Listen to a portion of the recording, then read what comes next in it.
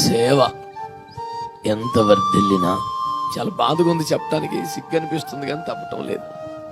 సేవకుడు ఎప్పుడు ఒంటరివాడే, సేవకుడు ఎప్పుడు ఒంటరివాడే. నాకు జనం ఉంటారు, సపోర్ట్ ఉంటారనే ఆశతో మాత్రం సేవ చేయొద్దు. ఆయన ఇచ్చాడు కదా అని భయంతో భక్తిగా చేయండి అంతే.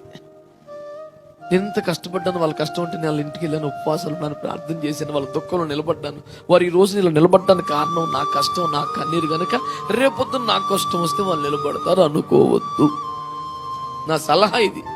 ఇప్పుడు రాదనుకోని, సహకారం లభించదు అనుకోని సేవ చేస్తే వచ్చే సంతోషం, లేకపోతే లేదు. వస్తుంది అనుకొని చేస్తే నిరాశ ఎక్కువైపోతుంది కదా.